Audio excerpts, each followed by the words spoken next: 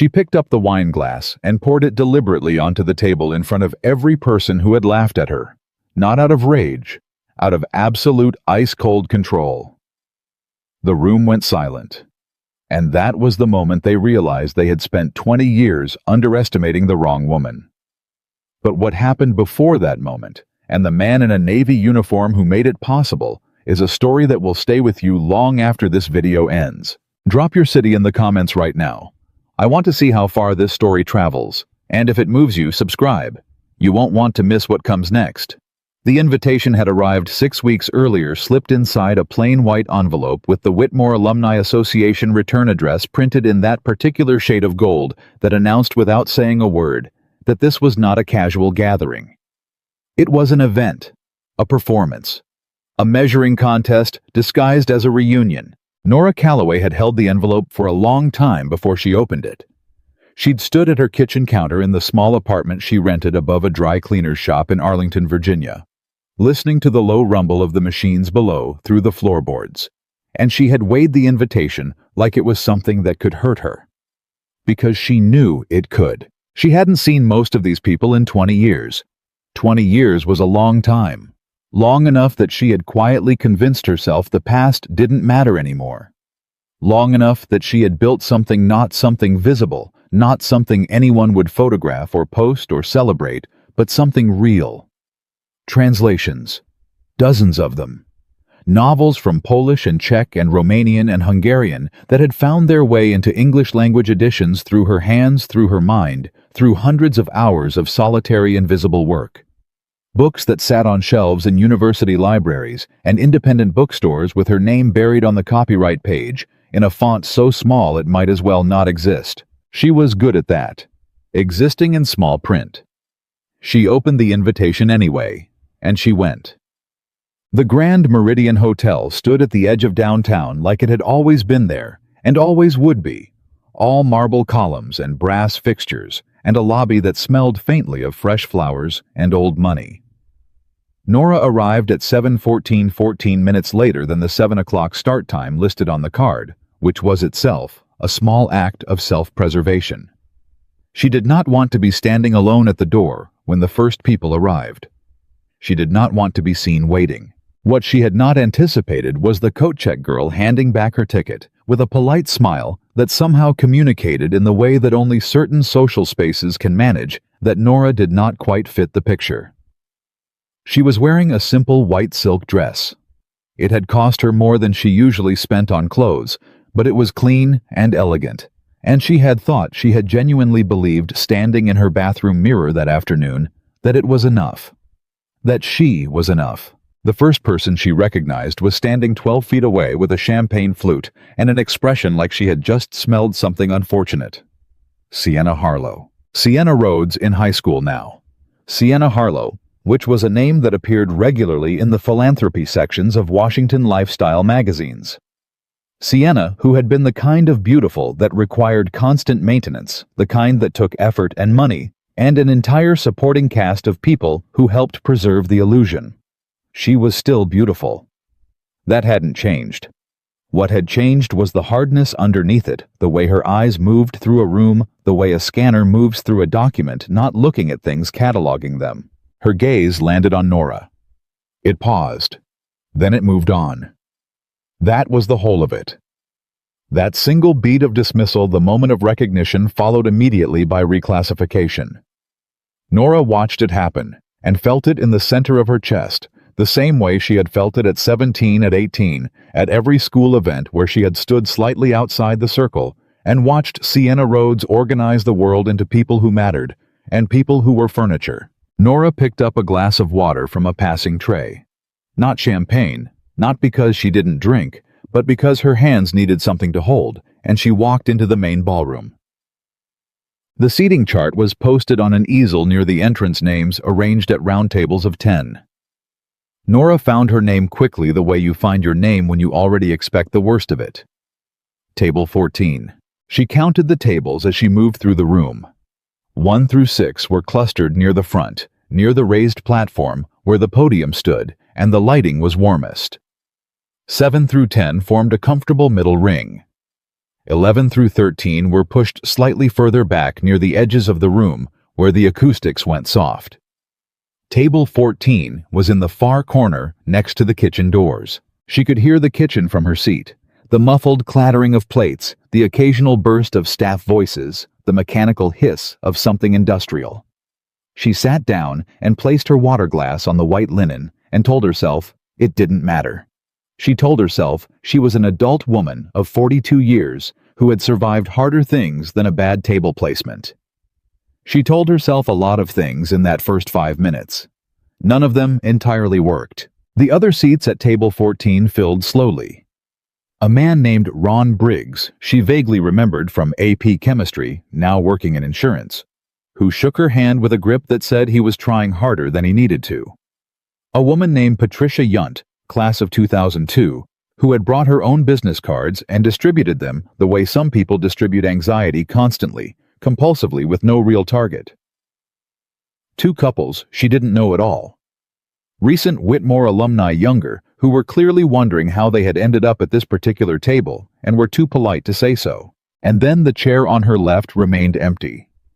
It remained empty through the appetizers, through the welcome remarks delivered by the Alumni Association president, through the first round of table conversation that Nora participated in, with the careful, practiced attention of someone who has spent a career translating meaning from one context into another.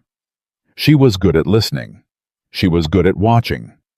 What she watched from her corner table by the kitchen was the front of the room. Gently. Sienna Harlow held court at table 2 with the ease of someone who had been rehearsing this exact performance her entire life.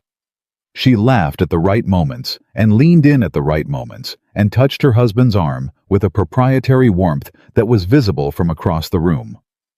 Grant Harlow sat beside her like a piece of architecture, broad-shouldered, silver-haired, the kind of man whose confidence occupied physical space. He ran a private equity firm with offices in 4 cities. Nora knew this because Patricia Yunt had mentioned it while distributing her second business card. Grant Harlow, Patricia had said, nodding toward table 2 with the reverence of someone naming a landmark. You know who he is, right, Harlow Capital? That's serious money. I know who he is, Nora said. She didn't really, but she had spent 20 years learning how to translate unfamiliar texts, and Grant Harlow was a familiar type. She could read the shape of him from here. What she wasn't prepared for was when he looked directly at her, not with recognition, with the particular blank authority of a man deciding whether something is worth his time. He looked, he assessed, he looked away, and Sienna, following her husband's gaze with the automatic instinct of a woman who has learned to monitor everything he sees, looked at Nora too. This time her gaze didn't move on quickly. This time she smiled. Sienna Harlow's smile was a weapon she had been sharpening since the 9th grade, and it had not dulled. She said something to the woman on her left. The woman looked toward table 14. They both smiled. Nora picked up her water glass and looked at the centerpiece. Is this seat taken? The voice came from her left, from the direction of the empty chair, and it was a quiet voice, not soft exactly, but controlled the kind of voice that didn't need volume to carry. Nora turned. The man standing at the chair was wearing a U.S. Navy dress uniform, full dress blues. The kind worn to formal occasions, dark jacket with gold buttons and rank insignia on the sleeve, 3 gold stripes that Nora, who had translated 2 military history texts and absorbed more than she intended to recognize as commander. The uniform was pressed with the geometric precision of someone for whom precision was not aesthetic, but professional. He was somewhere in his early to mid-40s, with a face that had been weathered by something more than sunlight, and a stillness in his posture that Nora recognized without being able to immediately name, as the stillness of someone who had learned how not to be afraid. He was not what she expected to see at a Whitmore alumni reunion. No, she said. It's not taken. He sat. He did not apologize for the uniform, which she would have done if their positions were reversed. He did not offer an explanation. He placed his cover, the flat-brimmed hat, on the table beside his plate with the same deliberateness with which she had placed her water glass, and he looked at the room. Commander James Whitfield, he said, extending his hand. Nora Calloway. He shook her hand once, firm, brief, the kind of handshake that doesn't perform itself. Then he looked at the room again. Loud room, he said. It is, she agreed. You don't look like you're enjoying it. I don't look like I'm enjoying it, she repeated, slightly startled by the directness. No, he said. He wasn't apologizing for the observation. He was just noting it. Neither am I. But I'm here for a reason, and I expect you are too. She wasn't sure how to answer that. She hadn't thought of herself as being here for a reason. She had thought of herself as being here out of some masochistic combination of curiosity and stubbornness, the same combination that had made her accept translations that other people had turned down because they were too difficult, too obscure, too poorly compensated. What's your reason? She asked. He looked at her for a moment. Not through her, not past her, at her. It was the kind of attention she so rarely received that she almost didn't know what to do with it. Old business, he said. You. Something like that. The dinner service began and the conversation at table 14 broke into its natural clusters. Ron Briggs talked to one of the younger couples about insurance products. Patricia Yunt distributed a third business card. Nora and the commander. She found herself thinking of him that way, not by his name, but by what he was talked quietly in the way that two people talk when they have both learned not to need noise to communicate.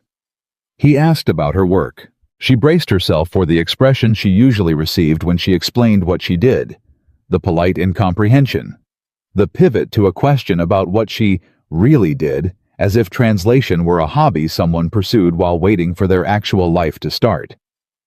Freelance translator, she said. Literary. Mostly Central and Eastern European authors. He nodded. No expression of polite incomprehension. Which languages? Polish primarily. Some Czech and Romanian. Hungarian if the publisher is patient. Hungarian's brutal, he said. She looked at him. You know Hungarian? Enough to know I'll never know it well, he said. I spent 4 months attached to a NATO operation outside Budapest. You learn fast what you can and can't pick up. He paused. You work under your own name. She laughed, a short, dry sound that surprised her by coming out. My name is on the copyright page, in the acknowledgments if I'm lucky. But not on the cover. Never on the cover. He looked at her steadily. That's a strange arrangement. You do the work and someone else takes the credit. That's the industry. That's not the same thing as it being right. She had nothing to say to that. Not because it was wrong, but because no one had said it to her quite that plainly before, and she needed a moment to absorb it. Sienna Harlow appeared at their table at 8:47. Nora saw her coming from across the room and felt the old familiar tightening in her chest, the reflex of the girl who had learned to brace for impact, disguised as the composure of the woman she had become. Sienna moved through the room the way she always had, like the space was arranged for her specifically. She was wearing a dark emerald dress that had clearly been purchased for exactly this event, and her hair was the kind of effortless that required an hour of effort. She stopped at the edge of table 14 with the expression of someone who has decided to be gracious. Nora, she said warmly. I almost didn't see you back here. Sienna, you look... She paused, and in that pause, in the precise duration of it, she communicated everything she intended to communicate. You look just the same. I love that little dress. Thank you. Is it vintage? Sienna's eyes moved over the white silk, with an assessment Nora recognized now 20 years older, and more practiced at reading subtext. It was the same assessment Grant Harlow had given her from across the room. Cost, quality, category. It's new, Nora said. Oh. Another pause. Well, it's sweet. She shifted her gaze to the commander and her expression recalibrated with the speed of someone very good at recalibrating. And who is this? Commander James Whitfield, he said. He did not stand. He looked at Sienna with the same quality of attention he'd given the room observing, not performing. Commander U.S. Navy. How fascinating, Sienna said, in the tone people use when they mean the opposite. Are you a classmate, Commander? I don't remember. No, he said. I'm not a classmate. A beat of silence. Sienna was accustomed to filling silences and reclaiming social control with words, and she had several available. Nora could see her sorting through them behind her eyes.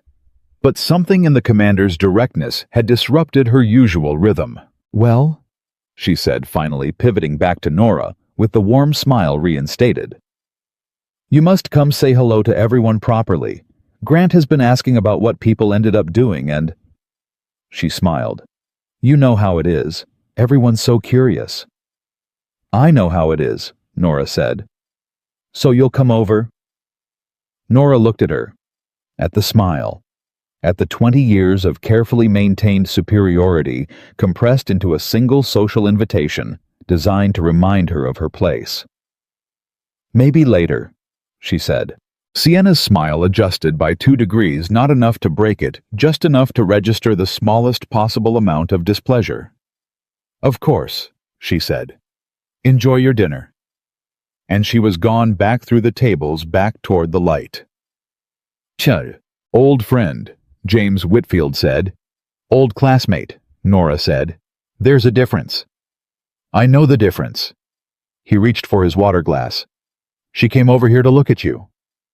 I know. She wasn't checking on you. She was checking on herself. Nora looked at him. What do you mean? People like that, he said in the same quiet, even tone he'd used for everything, not unkind, not cold, just precise. They need to measure themselves against something they believe is less. It's a maintenance visit. She needed to confirm that you were still... He seemed to choose his next word with the care of someone trained to say exactly what he means. Still manageable. Nora was quiet for a moment. The kitchen doors burst open briefly behind them, and a server emerged with a tray of dessert plates, and the noise of it scattered across their conversation, and then faded. 20 years, she said finally. And people don't change. Some do, he said. Most don't. He looked at the room, at the warm light and the laughter, and the performance of old connections being reinvented as permanent bonds. They change their circumstances. They buy better clothes. They marry the right people. But the thing that drives it... He shook his head slightly. That stays. That's a bleak view, she said. That's an accurate view, he said. I've been places where you can't afford a bleak view because it slows you down. So you learn to call things what they are. It's faster. She thought about this. About the 20 years of calling things what they were in foreign languages, of finding the exact weight of a word in Polish, and carrying it into English without dropping any of its meaning, without adding any of her own. That was its own kind of precision, its own kind of survival. What did you carry here tonight? She asked. Not flirtatiously, genuinely. He looked at her with what she was beginning to recognize as his version of surprise, barely visible, a small adjustment around the eyes. An old name, he said. Someone who needed to be found. Before she could ask what that meant, the sound of Grant Harlow's voice filled the room. Grant Harlow had taken the microphone from the alumni president with the smooth confidence of a man who took microphones from people regularly and believed this was simply how microphones were distributed. He stood at the podium in his dark suit and his silver cufflinks and his network of invisible advantages, and he smiled at the room with the ease of someone who had never once had reason to doubt the room would smile back. 20 years, he said. Where does the time go right? Laughter from the closer tables. Warm, practiced laughter. The laughter of people who understood what was being asked of them. I look around this room, Grant said, and I see success. Real success. The kind you build. He paused for effect. And then I look at the corner over there by the kitchen. His gaze moved to table 14, and it landed on Nora. And I think, well, someone's got to translate the instruction manuals right. The laughter was louder this time. It spread outward from table 2 like something contagious. At table 14, Ron Briggs looked at his plate, Patricia Yunt looked at her business cards. The younger couples looked at each other. Nora didn't move. She held her water glass in both hands, and she didn't look away from Grant Harlow, and she didn't allow herself the small luxury of looking at the floor. She had given him that luxury too many times in her life, not Grant specifically, but men like him. The floor had been a refuge she could not afford anymore. She felt James Whitfield go very still beside her. Not the stillness of discomfort, a different kind. The stillness of someone reaching a decision. "I'd actually love to hear what you do, Nora." Grant continued, warming to it, now encouraged by the room. "Tell us. Freelance translation. Was it any big projects? New labels on coffee cups? Maybe a Yelp review from Portuguese?" More laughter. Sienna Harlow at table 2 smiled into her champagne glass. Nora opened her mouth, and the man in the navy uniform stood up. He did it without announcement and without the kind of theatrical display that announces itself. He simply rose to his feet the way soldiers rise, with the kind of automatic physical authority that comes from years of being required to be ready. He was not the tallest man in the room. He was not the loudest. He had not said more than a few hundred words all evening. The room somehow went quieter. "Commander James Whitfield," he said, not loudly, but in the carrying voice of someone who had given orders in wind and noise and chaos and knew how to make himself heard without performing volume. "United States Navy, retired." He looked at Grant Harlow across the room. "I know who you are, Mr. Harlow.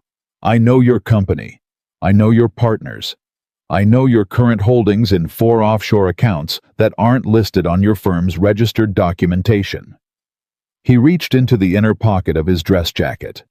"And I know a few people who've been very interested in that particular discrepancy for quite some time." The room did not laugh. The room held its breath. Grant Harlow stood at the podium with the microphone still in his hand, and his expression had not yet caught up to what was happening, which meant for a moment he still wore the easy practice smile of a man who controlled rooms. Then his phone began to ring. He looked at the screen. His face changed. "I suggest," James Whitfield said quietly, "that you take that call, Mr. Harlow. I believe it's someone you've been avoiding." Nora set her water glass down on the white linen tablecloth. She set it down slowly and deliberately, the way you set something down when you have finally decided to let it go. She looked at the man standing beside her, in his navy dress blues, in his 3 gold stripes, in his 20 years of discipline and service and loss, that she was only beginning to understand, and she thought, not for the first time that evening, but for the first time, with the full weight of it, that she had been right. Some people didn't change, but some people did. And the difference she was beginning to understand was not luck. It was not circumstance. It was a decision, made quietly, made alone, made over and over again in the dark, where no one could see it and no one would credit it. The same way a translator works. The same way a single father raises a child. The same way invisible people survive. Grant Harlow walked off the platform with his phone pressed to his ear, and his face had gone the color of old concrete, and the room watched him go in silence. Nora Calloway sat very straight in her chair at table 14 next to the kitchen doors, and she did not look away from any of it. She had stopped looking away. That's the end of part 1. If you're watching this from Dallas, from Chicago, from a small town in Ohio at 11 o'clock at night, drop your city below. I want to know how far Nora's story has traveled. And if you're not subscribed yet, hit that button. Because what happens next in part 2 will change everything you thought you knew about this night. Grant Harlow did not run. Men like Grant Harlow never ran. Running implied panic, and panic implied weakness. And weakness was the one thing a man who had spent 30 years constructing an empire of appearances could not afford to display in public. So he walked. He walked off the platform with his shoulders squared and his chin level and his phone pressed to his ear, and he walked toward the far side of the room, near the bar, where the lighting was slightly lower and the crowd slightly thinner, and he walked like a man who had simply remembered an important appointment. But his hand was shaking. Nora saw it from table 14. The way his fingers gripped the phone too tightly, the white-knuckle pressure of a man holding on to something because he was afraid of what happens when he lets go. She saw it, and she filed it, the way she filed everything quietly, precisely, without making it visible on her face. Beside her, James Whitfield sat back down. He did it without ceremony. He picked up his fork, looked at the food on his plate with the mild interest of someone who had not eaten since early afternoon, and resumed dinner. As if he had not just detonated something in the middle of a ballroom full of people who thought they knew how the evening was supposed to go. Ron Briggs stared at him. What just happened? A phone call, James said. Yeah, but... Ron looked toward the bar where Grant Harlow stood with his back to the room, his voice too low to hear, and his posture contracting by the second. Who did you call? I didn't call anyone yet, James said. He cut into his food with the careful economy of someone trained not to waste motion. That call was already coming. I just made sure he was in the room when it arrived. Nora looked at him. You knew his phone would ring.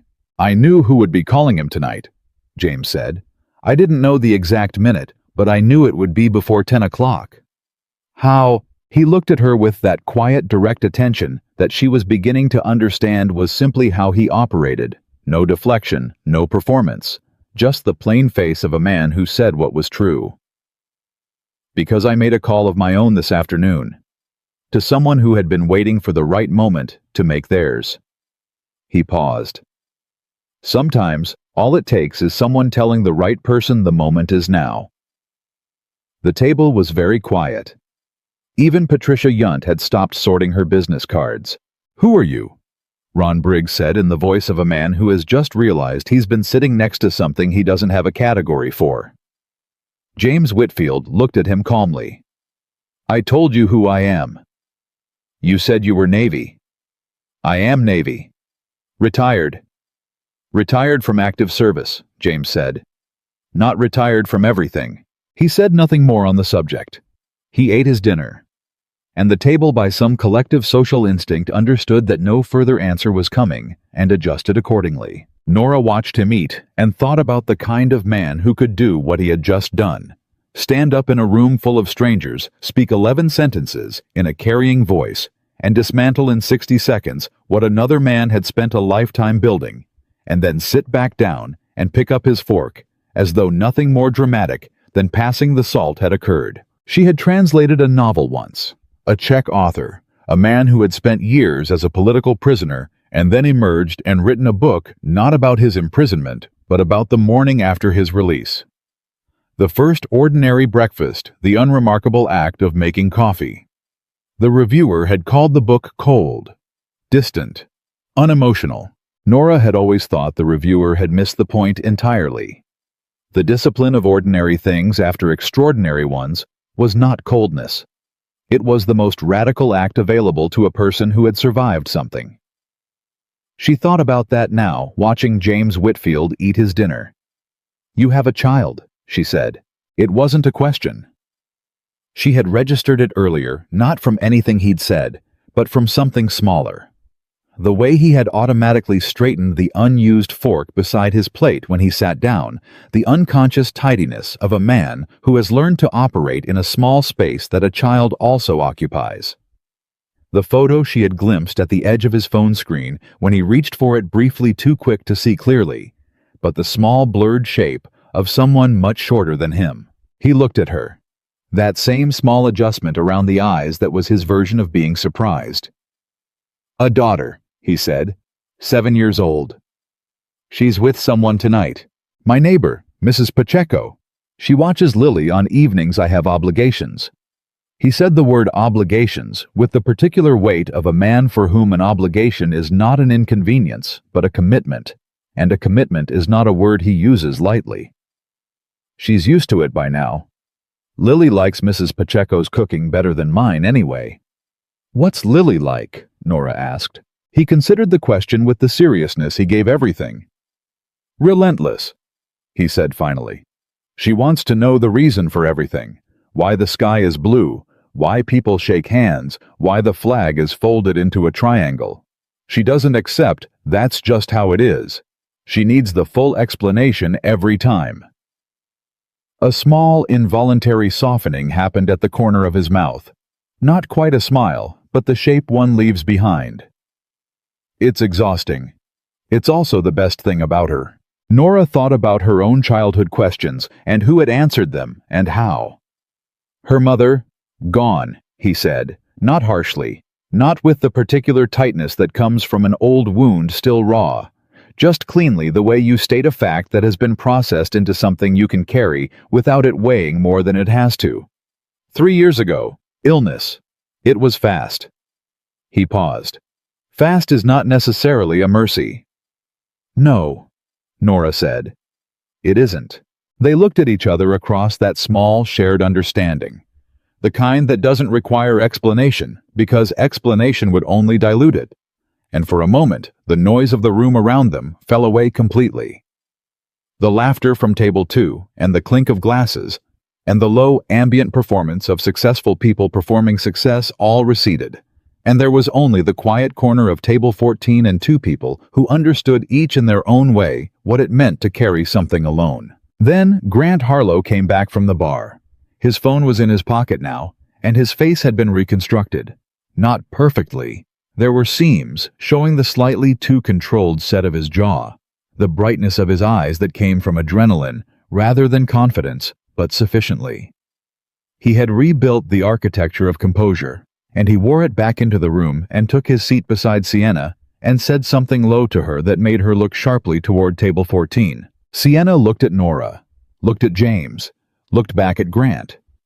Grant shook his head barely perceptibly.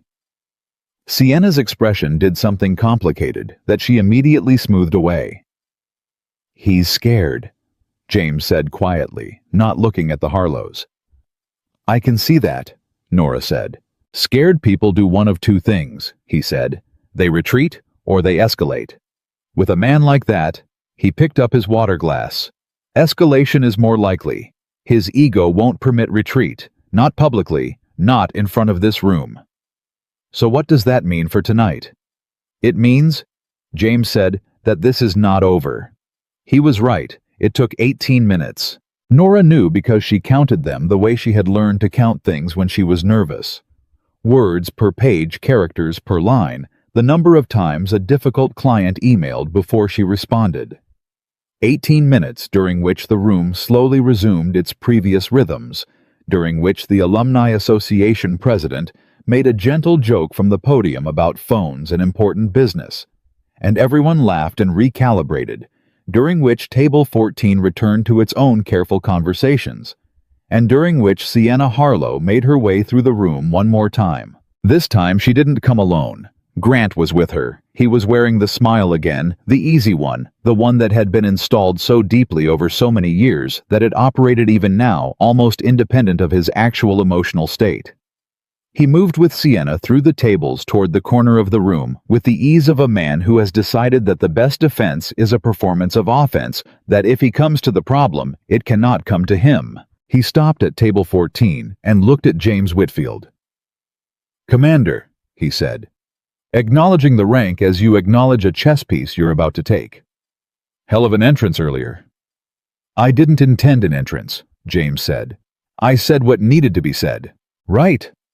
Grant pulled out the empty chair across from James without asking, without looking at who it might belong to, with the automatic possession of a man who takes chairs in rooms because rooms do not tell him no. He sat. Sienna remained standing beside him, one hand on the back of his chair. So here's the thing, Commander. I appreciate the theater. I really do. But whatever someone told you about my business structure, I didn't receive information about your business structure, James said. I reviewed documentation. There's a distinction. A small muscle moved in Grant's jaw. Documentation from whom? From several sources, James said. Over a period of time. That's not an answer. No, James agreed. It isn't. Grant studied him. The easy smile stayed in place, but his eyes were doing something different from his mouth, the calculation behind them now fully visible to anyone who knew how to look. Nora was looking. She had spent 20 years translating the gap between what words said and what they meant, And she was reading this man the way she read difficult text slowly, carefully taking nothing at face value. "Here's what I think," Grant said. "I think someone fed you bad information. I think there are people in my industry who have reasons to misrepresent my company's structure. And I think you walked into this room tonight with a file full of someone else's agenda." He leaned back, relaxed, easy. "So here's what I'm going to do. I'm going to extend you some professional courtesy and suggest that before you make any more statements about my business in a public setting, you make very sure about what you actually have, because if what you have turns out to be inaccurate." He let the pause do the work a threat would do more clumsily. That creates a different kind of problem. For you. James Whitfield was quiet for a moment. When he spoke, his voice had not changed at all. Not in volume, not in pace, not in anything. "Mr. Harlow, in 2019, through a holding company registered in the Cayman Islands under the name Arcadia Asset Partners, your firm directed $34 million into a residential development project in Northern Virginia. That project was managed by a company called Meridian Build Group, which was co-owned by a man named Daniel Rourke." Grant went very still. Daniel Rourke was at the time under active investigation by the Financial Crimes Enforcement Network for wire fraud related to a separate project in Maryland. Your firm's legal team received notification of that investigation in March of 2019. The Arcadia transaction was completed in April of 2019. James looked at Grant across the table without expression. 3 weeks after your attorneys knew. The documentation I reviewed includes the notification memo, the transaction records, and a series of internal emails discussing whether the reputational risk of proceeding was manageable. The word manageable appears 11 times in those emails, Mr. Harlow. I counted. The smile was gone. Not adjusted. Not modified. Gone. Sienna's hand resting on the back of Grant's chair had become motionless. "How?" Grant started. "Daniel Rourke," James said, "has been cooperating with federal investigators since January of this year. I imagine the call you received earlier this evening had something to do with that." He picked up his water glass. "I wasn't the source of that call. I simply knew it was coming." The table was so quiet that Nora could hear the kitchen beyond the doors, the steady industrial rhythm of people doing work that no one in this room would ever acknowledge. "Who are you?" Grant said. He said it without the executive composure now. He said it the way ordinary people ask questions when the ground has shifted and they are trying to find something solid. "I told you who I am," James said. "I'm the man who was sitting in the corner by the kitchen when you made a joke about a woman's work to entertain a room. That's all." He set the water glass down. "And I'm also the man who received an invitation to this event under the name of someone I've been looking for a long time. So I came, and I found more than I expected." He glanced at Nora when he said it, just briefly. A glance that contained something she didn't yet have full words for, the way a translation sometimes begins with the intuition of meaning before the exact words arrive. Grant stood up. He did it carefully, the way a man stands when his legs may not be entirely reliable. He looked at Nora with an expression she hadn't seen on his face all evening. Not the contempt, not the easy cruelty of someone performing for a crowd. Something older and less rehearsed. Almost confusion. The confusion of a man encountering something he had not assigned a category to and now too late needed one. "Nora," he said. She looked at him. He stopped, tried again. "The translation thing. I was just having fun," she said. "I know. You were just having fun." She held his gaze. "I've been the punchline in that joke for a very long time, Grant. I'm used to the setup. What I'm no longer willing to do is perform my part of it." He looked at her for a moment longer. Then he turned and walked away from the table, and Sienna went with him, and the space they left behind was not the comfortable absence of unwanted company, but something more complicated. The particular silence that follows when something that has been wrong for a very long time finally gets named out loud. Patricia Yunt let out a long breath. "Well," she said, "that was something." "Yes," Nora said. "It was." James Whitfield looked at his plate. "Did they clear the entrees already? I didn't finish." Ron Briggs stared at him for a full 3 seconds. Then he laughed. A real laugh startled out of him, the kind that arrives before your social filter has time to screen it. "You're something else, Commander. You know that—" "So my daughter tells me," James said. Nora smiled. She didn't plan it. It arrived on its own the way the real ones do, and it felt strange on her face because she hadn't used it genuinely all evening, and her face had almost forgotten what it was for. But across the room, the things that had been set in motion were not finished. Nora could see it in the quality of stillness at table 2. Could see Sienna leaning into Grant's ear, the sharp angle of her whisper. Could see Grant on his phone again this time, not pressed to his ear, but typing rapidly, his thumbs moving with the frantic energy of a man sending messages he should have sent earlier. She could see 2 other men at nearby tables who had been introduced to her earlier as colleagues of Grant's men from his industry, from his network, from the particular ecosystem of connections that a private equity firm cultivates. Now also on their phones, now also whispering, and the contagion of quiet alarm that was spreading outward from table 2, like something in water. "It's moving," she said to James. "Whatever you started." "It was already moving," he said. "I didn't start it. Rourke did in January when he started talking to investigators. I just made sure the timeline intersected with tonight." "Why tonight?" He was quiet for a moment, looking at his hands on the table. The hands of a man who had spent years in discipline and service in the physical vocabulary of hard work, and they showed it not roughly but honestly, the way a tool shows its use. "Because I was going to be here anyway," he said. "For the other reason." "The invitation." "Yes." "The old name," she said, remembering. "Someone you were looking for." "Someone I knew a long time ago," he said. "Someone who, when I was young, before the Navy, before any of it." He stopped, looked at the table. The way you look at something when you are deciding whether to continue. "I wasn't always what I am now. I grew up without much, without stability. There was a period—" He paused. "There was a period of a few years in my early 20s when I was completely on my own. Not just alone. Actually without resources. Without a roof most of the time." Nora said nothing. She waited the way she waited when a sentence in a foreign text needed space to finish itself. "There was a man who helped me," James said. "He found me in a bad situation, and he didn't make a project of me, didn't make it a charity, didn't make it about himself. He just helped. Gave me a place to sleep for 3 months. Introduced me to the Navy recruiter who changed my entire trajectory." He looked at the room, at the warm light and the performance of success. He was a Whitmore alumnus. He died 4 years ago. His family kept his alumni membership active because they didn't know how to cancel it or didn't want to, and every year his name is on the mailing list. "His name was on the invitation," Nora said. "Thomas Garrison," James said.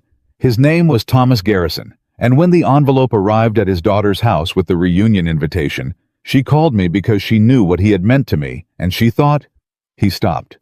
"She thought maybe I should go. Maybe I should see the kind of world he'd come from, since I'd never understood why someone from that world had been kind to someone like me." Nora held that. She held it the way you hold a piece of a foreign text that has suddenly revealed the meaning of the whole, the single sentence that unlocks the paragraph, the word that makes the rest of the page readable.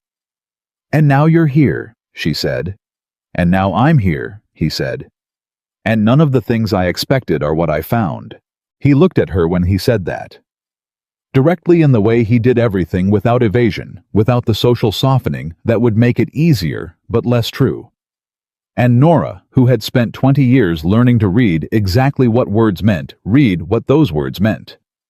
She looked away first, not because she was uncomfortable, because she needed a moment that was only hers, a breath of space, to absorb something unexpected before she was ready to be seen absorbing it. "I need to tell you something," she said. "All right." What Grant did earlier, the joke, the microphone. She kept her voice level. She had practiced being level for a long time. "That was not the worst of it. That was the public version of something I have been experiencing from people in that circle for 20 years. Versions of it. Small ones. The way Sienna looked at my dress tonight. The table placement. The way people ask what I do and then immediately look for someone more interesting to talk to. She paused.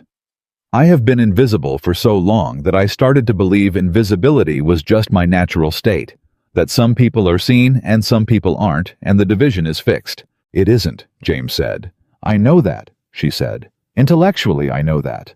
But knowing it and inhabiting it. She shook her head. Those are different things. Yes, he said. They are. He was quiet for a moment. I know the difference from the other side. For a long time, I believed I was the kind of person who didn't get to have things. Not good things. Not permanent things. The Navy gave me structure, and the structure gave me a way to exist in the world that wasn't about what I deserved, but about what I could do. You do the work. The work is what matters. He looked at her. You know that. You've been doing that for 20 years, without anyone seeing it. Thomas Garrison saw things in me that I couldn't see in myself, James said. He didn't need me to be visible to everyone. He just needed to see me clearly himself. That was enough to change everything. He paused. One person seeing you accurately is worth 1,000 people seeing you wrong. Nora looked at the centerpiece, at the white flowers Hotel Perfect designed by someone whose job was to create the impression of beauty without any particular feeling behind it. She thought about the novels she had translated, the Polish poet who wrote about surviving winter by learning to love the cold, the Romanian novelist who wrote about a woman who spent 30 years being no one, and then one night in a single conversation became herself. She had thought she was translating other people's stories. She was beginning to understand she had been translating her own. What happens now? She asked. With Harlow. Tonight more phone calls, James said. By next week, the investigators who've been building this case will have everything they need from Rourke, and Harlow's attorneys will be negotiating terms. Whether it goes to trial. He shook his head slightly. That's not mine to decide. That's already out of my hands. Has been since January. You've been involved in this since January. I've been aware of it since January, he said. I know people who work in the relevant offices. I didn't engineer any of it. He considered his words. I made sure the timing worked, for reasons that had nothing to do with Harlow and everything to do with Thomas Garrison, and a debt I can never fully repay. A debt to a dead man. The best debts are to dead men, he said without irony. They can't release you from them. So you have to carry them forward. You have to do something worthy of them. He paused. Thomas would have hated tonight. The performance of it. The cruelty dressed up as social interaction. He would have been furious about what Harlow did to you. You didn't know me before tonight. No, he said. But I would have been furious anyway. On principle. He looked at the room with something that was not quite anger and not quite sorrow, but lived between them. I've been in places where the hierarchy is real, where rank and authority and the use of power are matters of life. I understand earned authority. What I cannot tolerate is the performance of power over people who have no protection from it. He looked at her. You deserved protection tonight. You deserved someone in your corner. I happened to be in the corner with you. Nora thought about that for a long time. About corners, about the geography of rooms, about the 20 years of tables near kitchen doors of small print on copyright pages of existing in the margins of other people's visibility. About how sometimes the corner was not the punishment it appeared to be. Sometimes the corner was where the honest people ended up. The ones who refused to perform.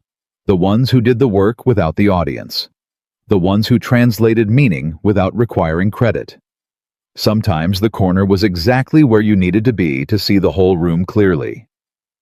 James, she said. Yes. Thank you. He looked at her without deflection, without the social maneuver of deflecting gratitude. You haven't needed what I gave you tonight, he said. You've been surviving without it for 20 years.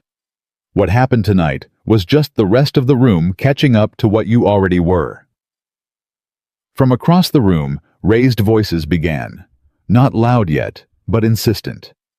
The sound of a situation that had been held below the surface finally breaking through. Grant Harlow was standing.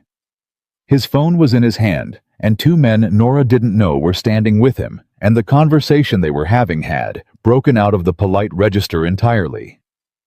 Sienna stood slightly apart from him, and her face was doing something Nora had never seen it do in 20 years. It was afraid. Not the performed worry of a woman practiced in social management. Something deeper and less rehearsed than that. The fear of a woman who has built her entire life on a structure she is only now understanding may not have been as solid as she believed. She looked across the room toward table 14. She looked at Nora. And Nora, for the first time in 20 years, did not look away first. She held Sienna Harlow's gaze across the room, across the tables and the centerpieces, and the 20 years between them, and she held it until Sienna was the one who turned away. It was a small thing. No one saw it. No one would write it down, or photograph it, or celebrate it. But Nora felt it in the deepest and most private part of herself. The place where the 20 years lived. The place that had absorbed every small dismissal, and every polite cruelty, and every table by the kitchen door. And she felt something shift there. Not dramatically, not with fanfare, quietly. The way the most important things always happen. The raised voices across the room didn't peak all at once. They built the way. Pressure builds gradually, invisibly, and then suddenly at a threshold where it could no longer be contained. Grant Harlow was speaking to the two men in low, urgent tones that had stopped pretending to be casual, and Nora could see from table 14 the way the conversation was losing its architecture. The careful structure of a man used to controlling outcomes was visibly coming apart at the joints, and the two men he was speaking to colleagues. Nora had gathered men from his professional world who had come to this reunion as extensions of the network. Grant maintained the way some men maintain a garden, constantly, obsessively. Because the garden is the proof of who they are. Those men were not giving him what he needed. They were giving him distance. She recognized the particular body language of it. The slight lean away, the arms crossing, the eyes moving toward exits. She had seen it in professional settings when a client realized mid-meeting that they had made an error in judgment, the slow physical withdrawal that preceded the formal one. She had seen it in translation work when a publisher realized a contracted text was not what they had hoped. She had spent her career reading the language of bodies in rooms, and what she read now in the bodies of Grant Harlow's colleagues was simple and unambiguous. They were deciding how far away from him they needed to be. "He's losing them," she said to James. James was watching the same scene, with the same quality of detached observation. He gave everything. "He's been losing them for longer than tonight," he said. "Tonight is just when it became visible." "Will they cut ties completely?" "Publicly, yes, immediately." He took a sip of water. "Privately, they'll be calling their own attorneys before midnight." Men like that don't go down alone. They go down with a list of other people they can offer in exchange for their own soft landing. "That's cold." "That's accurate," he said. "I've been in enough operations where the difference between cold and accurate is what keeps people alive." I stopped apologizing for the distinction. Nora looked at the scene across the room and felt the strange double experience of watching something she had wanted to see for a very long time and finding that it did not feel the way she had expected it to. She had spent years carrying a quiet, heavy anger about the way these people had treated her and others like her. And now the structure was cracking in real time, and what she felt was not satisfaction exactly. It was something more complicated than that. Something that had to do with the cost of everything, with the fact that even necessary collapses left wreckage, and wreckage had a weight of its own. Then Sienna Harlow walked toward the podium. Not toward her husband. Not toward the exits. Toward the podium. The room did not immediately notice. Conversations continued. Someone near the front laughed at something. But Sienna walked with the particular focused direction of a woman who had made a decision and made it fast, and was going to execute it before she talked herself out of it. And she reached the podium, and she took the microphone from the stand with the ease of a woman who had held microphones before, who had chaired galas and fundraisers, and sat on boards where her voice was expected and accommodated. The room quieted. Grant saw her. His face did something sudden and uncontrolled, and then controlled itself again. Sienna looked at the room. She looked at it the way you look at something you have curated your entire life and are seeing clearly for the first time, and her expression was. Nora struggled for the right word.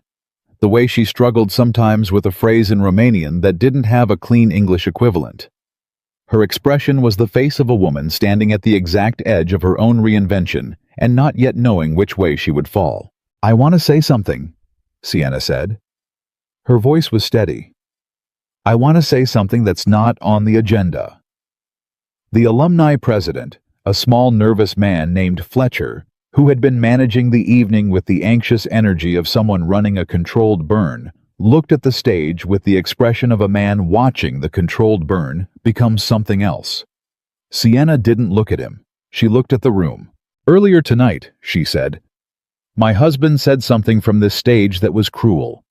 It was dressed up as a joke. Most cruelty is." She paused. "He made a joke at the expense of Nora Calloway, who is sitting at table 14, and everyone in this room laughed, and I laughed too. And I need to—" She stopped. The room was completely still, in the way that rooms go still when they understand that something unrehearsed is happening, something that doesn't belong to the genre of the evening, something that might be real. "I've known Nora since we were 16 years old," Sienna said, "and I have spent 20 years treating her as a person who didn't matter. Not with violence, nothing dramatic. Just a sustained, careful 20-year project of making her feel small. Of confirming for her over and over through every subtle instrument available to someone in my position that she was not worth full attention." Her voice was even. She was not crying. Nora had the impression that Sienna Harlow had decided some years ago that she would not cry in public, and the decision had become permanent. "I don't know exactly why I did that. I think I needed someone to be less than me. I think that's a terrible thing to need.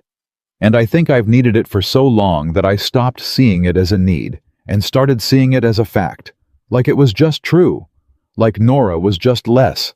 And I want to say—" She looked toward table 14. She looked at Nora. Nora looked back. She did not make it easy. She did not offer the social grace of a forgiving expression, the small nod that would have released Sienna from the difficulty of the moment. She looked at her, and she waited. The way you wait at the edge of a very long translation for the sentence that will finally make sense of everything that came before. "I'm sorry," Sienna said. "That's inadequate. I know it's inadequate, but it's what I have." The room was silent. Then someone near the front began to clap. Hesitant at first, the kind of applause that asks itself whether it's appropriate before committing. Then more. Not the whole room. Not a standing ovation. But enough people real enough that the sound of it meant something. Grant Harlow did not clap. He stood near the bar where he had retreated, and he watched his wife at the podium with an expression that Nora could not fully read from this distance. And then he turned and walked toward the exit and did not come back. Sienna watched him go. She stood at the podium, and she watched him leave the room, and then she set the microphone back in the stand, and she stepped down from the platform, and she walked not to her table, not back into the performance. She walked toward the back of the room, toward the corner, toward table 14. Nora watched her come. Beside her, James was very still, not with the stillness of tension, but with the stillness of someone giving space to something that belongs to other people. Sienna stopped at the edge of the table. She looked like someone who had prepared a speech and used all of it at the podium, and now had nothing left but the unscripted version of herself which she had not accessed in public in a very long time. "I meant it," she said to Nora. "I know you have no reason to believe that." "I heard you," Nora said. "That's not the same as—" "No," Nora said. "It isn't." She looked at Sienna, at the face she had known since they were girls, at all the years layered beneath the current version. "But it's a start. And I'm 42 years old, Sienna. I don't need you to fix the last 20 years. I just needed you to stop." She paused. "So stop." Sienna nodded. A single serious nod. "All right." She didn't ask to sit down. She didn't extend the moment into something it wasn't. She turned and walked away, and that Nora thought was the most honest thing Sienna Harlow had done in a room full of people in a very long time. Ron Briggs exhaled loudly. "I need a drink," he announced to no one in particular and stood and went to find one. Patricia Yunt had put her business cards away entirely. She was looking at Nora with an expression that Nora recognized but rarely received simple, uncomplicated respect. "For what it's worth," Patricia said. "I've spent this entire reunion feeling like I was at the wrong table. I think I was at the right one." "I think so too," Nora said. James said nothing, but she felt his attention beside her steady and present. The way a fixed point is present, not intrusive, not demanding, just reliably there. It was Fletcher, the alumni president, who came to table 14 next, approaching, with the nervous energy of a man who has been managing someone else's event and watched it become something entirely outside his control. He was a small man in a too large suit, and he looked at Nora with the expression of someone who has realized belatedly that he has been complicit in something he should have prevented. "Ms. Calloway," he said, "on behalf of the association, I want to—" "Fletcher," she said, not unkindly. "You placed me at table 14. He went slightly pink. "The seating arrangements were intentional," she said. "I know. I knew when I sat down." She looked at him evenly. "I'm not interested in an apology from the association. I'm interested in what the association does next time. Whether the people who are assigned to the corner tables by the kitchen are placed there because someone decided they were irrelevant, or whether the process is actually blind." She tilted her head. "Is the process blind, Fletcher?" He opened his mouth, closed it. "No," he said finally. "It isn't." "Then that's the conversation worth having," she said. "Not tonight, but worth having." He nodded with the relief of a man given a concrete task instead of an impossible one, and retreated. James was watching her. "What?" she said. "Nothing," he said. "Just watching you work." "Work?" "You just redirected an apology into a structural critique and gave the man a path forward he could actually take," he said. "That's a skill. 20 years of translating difficult texts," she said. "You learn to find the usable version of things." He smiled. A real one this time, not the nearly smile she had seen earlier, but an actual full-formed smile, brief and unguarded, the kind that arrives when the defenses come down for just a moment, and it changed his face so completely and so quickly that she understood in that instant why he kept it private. It was the kind of smile that made you want to earn it again. "Tell me about the translations," he said. "Not what they are, what it's like, doing the work." She looked at him, slightly surprised. "You actually want to know?" "I asked, didn't I?" She considered. She had been asked about translation at parties before, at professional events on dates a decade ago that had not led anywhere worth going. She had learned to give the polished answer, the accessible version, the 90-second explanation that satisfied curiosity without demanding real attention. She had learned this because the real answer required a listener who was actually listening. She thought James Whitfield was actually listening. "It's like—" She stopped. Started again. "Imagine someone hands you a locked room. Not a room you can break into. A room you have to rebuild from the outside exactly board by board, until what you've built is indistinguishable from the inside. You never actually enter the room. You can only study the exterior and reconstruct what the inside must feel like." She paused. "Every language is a different kind of locked room. Hungarian is a locked room with no windows and a door that opens inward. Polish is a locked room with 17 keys and only one of them works today. Romanian is— What's Romanian?" "Romanian is a locked room that used to be a palace," she said. "You can see the original architecture under everything that was done to it later. It's beautiful and sad and very hard to hold in one hand." He was quiet for a moment, absorbing this. "And you do this alone. Always alone. And the person whose room you've rebuilt, the author, they don't always know it's been done well," she said. "The Polish poet I translated 3 years ago, the one that won the PEN Award, the English translation won the PEN Award. He sent me a card, a handwritten card in Polish. He said—" She paused. He said reading his own work in my translation was like hearing his own voice played back to him from very far away. He said it was strange, and it was right, and it was the loneliest feeling he had ever felt that was also a comfort. She looked at the table. That card is the only professional recognition I have ever received that meant anything. Where is it? On my refrigerator, she said, under a magnet shaped like a Warsaw tram. He looked at her with something she couldn't name immediately. When she found the word for it, it surprised her. The word was reverence. Not romantic, not performative, the particular quality of attention a person gives to something they recognize as genuinely rare. Nora, he said. Yes. I need to tell you something about the invitation. She waited. Thomas Garrison, the man I told you about, the one who helped me, he knew about you, James said. She stared at him. Not personally. He didn't know you personally. But in the last year of his life, he was on the board of a small literary foundation, a grant foundation for independent translators, and he reviewed applications. James reached into the inner pocket of his dress jacket and produced a folded piece of paper, the kind of paper that had been carried carefully handled often. He set it on the table in front of her. He kept this.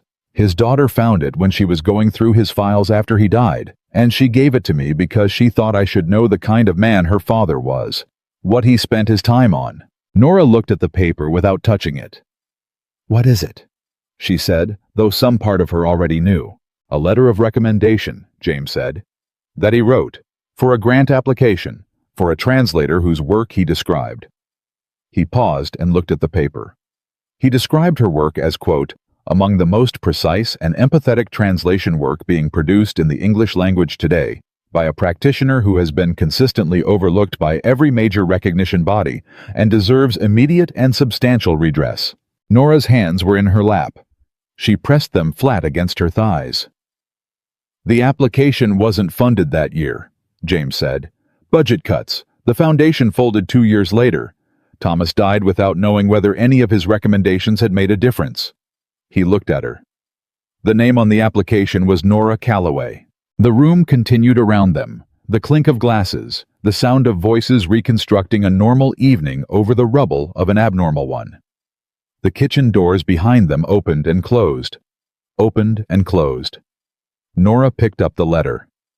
She unfolded it carefully, the way you handle something fragile, and she read it. She read it twice. The handwriting was old-fashioned and legible, the cursive of someone who had learned to write in an era when handwriting was still considered a form of character.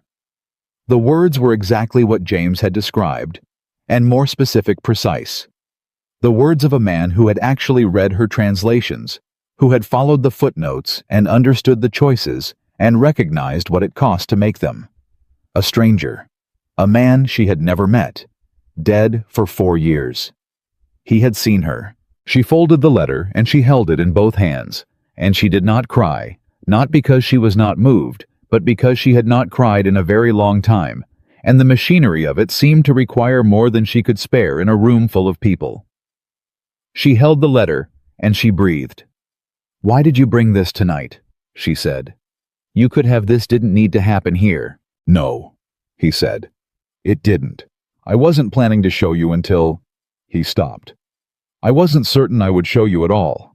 I wasn't sure what the right thing was. His voice had changed slightly. Not much, but enough. And then Harlow made his joke, and I looked at your face while the room laughed, and I thought Thomas would have wanted her to know. Tonight, not later. Tonight. She looked at him. He helped you, she said. He helped me. And you came here tonight because of him. Yes. And you ended up at this table. By choice, he said. When I saw the seating chart, I saw where you were placed, and He stopped. I chose the corner, deliberately, because I could see from across the room that the corner was where the honest people were sitting. Nora thought about that for a long moment. About Thomas Garrison, who had been kind to a homeless young man, and separately had read the work of an invisible translator, and separately had been mourned by a daughter who had sent a Navy commander to a reunion with a folded letter in his jacket pocket.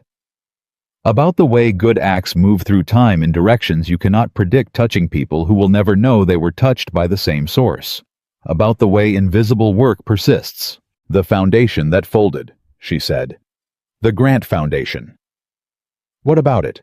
Thomas's daughter. Does she have any interest in restarting it? James said.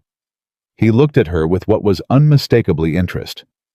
She's been looking for someone who would know how to rebuild it properly. She doesn't have the literary expertise. She has the contacts and the financial infrastructure, but she needs someone who understands the field, who knows who the overlooked practitioners are, who could evaluate applications with real knowledge. He paused. I told her I might meet someone tonight who could help with that. Nora stared at him. You didn't know me before tonight. No, he said. But I knew Thomas's letter, and I knew the field well enough to research the name on it before I came. He met her eyes. I read 2 of your translations, Nora. On the train down from Baltimore. I have been carrying that letter for 8 months, trying to figure out the right time and the right way. And then the invitation arrived, and your name was on the alumni list, and I thought, You thought it was a sign, she said. I thought it was logistics, he said. I'm not a sign person. I'm a planning person. The almost smile. But I'll admit the logistics were unusually convenient. From across the room, the sound of raised voices returned sharper this time.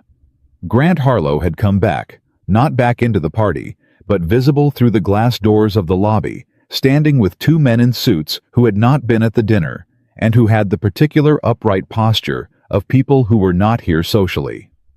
One of them had a badge visible on his belt. The room noticed. Nora noticed. James noticed and said nothing. Those aren't party guests, she said. No, James said. Did you? They were already coming, he said. I didn't arrange that. Rourke's cooperation arranged that. All I did was ensure the timing aligned with tonight so that... He stopped. So that if Harlow was going to do what he's been doing his entire career, he would do it in front of the people he's been performing for. So that the performance and the reality would occupy the same room at the same time. Through the glass doors, Grant Harlow was talking to the suited men. His posture was still composed, still the architecture of a man who controlled rooms. But it was an architecture under load, visibly straining at the points where the weight exceeded the design. Sienna was not there. Sienna was sitting alone at table 2.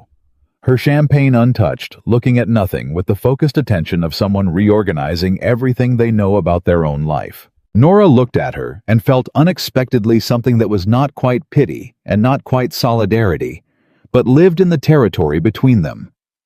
Sienna had built her life on Grant the way you build on ground that turns out to be unstable. The building was hers. She had lived in it and tended it and identified herself with it completely. That it was built on something rotten was not entirely a thing she had known or chosen or endorsed. Or maybe she had known in the way you know things you have decided not to look at directly. Either way, the building was coming down.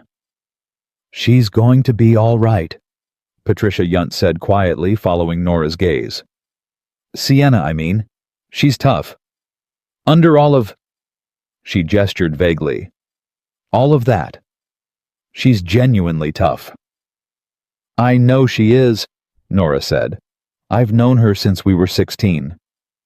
Then you know more about her than most people in this room. I know the version she became, Nora said. I don't know if she knows the version she was. She paused. I think she might be starting to. The doors from the lobby opened, and a hotel manager came in, accompanied by one of the suited men, and they spoke in low voices to the alumni president, and Fletcher's face went through 3 distinct expressions in about 4 seconds. He nodded. He went to the podium. Ladies and gentlemen, Fletcher said with the voice of a man performing calm he does not feel. We're going to take a brief intermission. There are some matters that require our attention. Please enjoy the bar, and we'll... He looked at his notes, which did not contain anything useful for this situation. We'll reconvene shortly. The room began to fragment into conversation clusters, everyone turning to their neighbor with the same question, wearing different words. What's happening? Did you see? Is that a federal? Did Grant? Nora sat at table 14 and did not fragment. James sat beside her and did not fragment. They were the stillest people in the room, and Nora thought about the strange comfort of two people who knew how to be still in the middle of things falling apart. The Navy had given him that. Translation had given her something like it. The practice of maintaining your precision when the material was resisting you, when the text was obstinate, or the deadline was close, or the meaning was slipping, of staying with the work and not panicking. "What happens to us now?" she said. She hadn't meant to say it that way. The word us arrived before she had vetted it. She didn't take it back. James looked at her. He looked at her the way he looked at everything, directly, honestly, with the particular attentiveness of a man who has learned that paying real attention is not a luxury, but a necessity. And then he said something she would carry with her for a very long time, in the same interior place where she carried the Polish poet's letter from Warsaw. "I don't know," he said, "but I think it would be worth finding out." The room moved around them, and the evening continued to collapse and reconstruct itself in real time. And two people who had spent their lives being overlooked sat in the corner of a ballroom by the kitchen doors and looked at each other honestly, and felt for the first time in a long time completely seen. The intermission did not feel like an intermission. It felt like the pause between a lightning strike and the thunder, that particular held breath moment when you know the sound is coming but haven't yet felt it in your chest.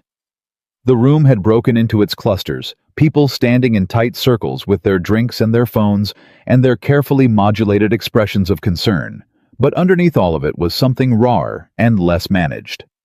The performance of the evening had cracked open, and what was visible inside it now was just people.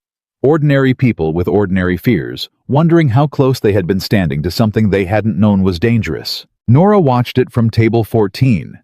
She was good at watching. She had always been good at watching. The difference tonight was that she was watching without the familiar weight of her own invisibility pressing down on her, without the reflexive self-erasure that had been her social survival strategy for 2 decades. She was just watching. Clearly. The way you see a text clearly once you've found the key to it, once the language stops resisting and starts revealing. James had gone to the bar to get water, real water, not the social prop of a drink, and she watched him move through the room the way she had been watching him all evening. The particular quality of his presence in a space. The way people stepped aside for him without quite knowing why, the unconscious social accommodation of someone who occupied their own ground so completely that the space simply arranged itself around them. The Navy uniform helped, but it wasn't only the uniform. It was something anterior to the uniform, something the uniform had found and formalized rather than created. Ron Briggs had come back from the bar and was now standing near the lobby doors with a bourbon in his hand, watching the suited men through the glass with the fascinated discomfort of someone watching an accident reconstruction on the highway. He came back to the table when he saw James returning. "So they're actually," he said, sitting down, gesturing vaguely toward the lobby. "Like this is actually—" "It appears so," James said, setting 2 glasses of water on the table and sitting down. "I mean, I've known Grant Harlow peripherally for years," Ron said, "through the alumni network. He's been on the association board. He gave the keynote at the 15-year reunion. He shook his head. "He seemed credible," James said. "Yes, that's the specific skill set," James said. "Not competence, not genuine achievement, credibility, the performance of reliability. Men like that are very good at calibrating their presentation to the expectations of their audience. They give people exactly what those people need to see in order to trust them." He looked at his water glass. "I've encountered it in the field. The most dangerous informants are never the ones who seem suspicious. They're the ones who seem trustworthy." Ron absorbed this. "How did you know about Harlow specifically?" "I didn't initially," James said. "I knew about Daniel Rourke because of Thomas Garrison. Thomas had a connection to someone who had been defrauded by the Maryland Project. One of the early investors. Thomas spent the last 2 years of his life trying to help that investor recover what he'd lost, which is how he became aware of the federal investigation, which is how his name ended up in a case file I was asked to review by someone who knew I was good at pattern analysis." He paused. The connection to Harlow was in the documentation. It took time to verify, but once it was verified, it was clear. The question was timing. "And you timed it for tonight," Ron said. "Tonight was already scheduled," James said. "I arrived for a different reason. The timing of the federal contact I facilitated that. I made a call this afternoon to someone I trust in the relevant office, and I told them where Harlow would be tonight and who would be in the room with him." He looked at Ron steadily. "I told them it was important that it happen publicly, that the people who had benefited from proximity to this man should see in the same room and at the same time what proximity had actually cost them." Ron was quiet for a long moment. That's a hard thing to do deliberately." "Yes," James said simply.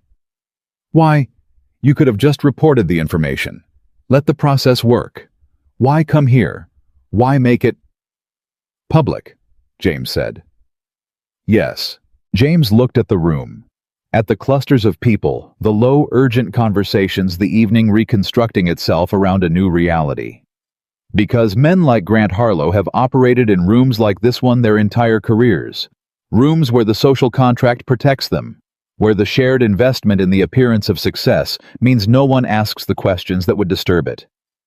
Where being credible is the same as being good. His voice didn't change in temperature, but it changed in weight, the way water changes when it deepens. Thomas Garrison grew up in a room like this one.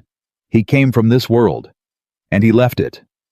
And he spent the rest of his life doing small, invisible things for people who couldn't get into rooms like this one.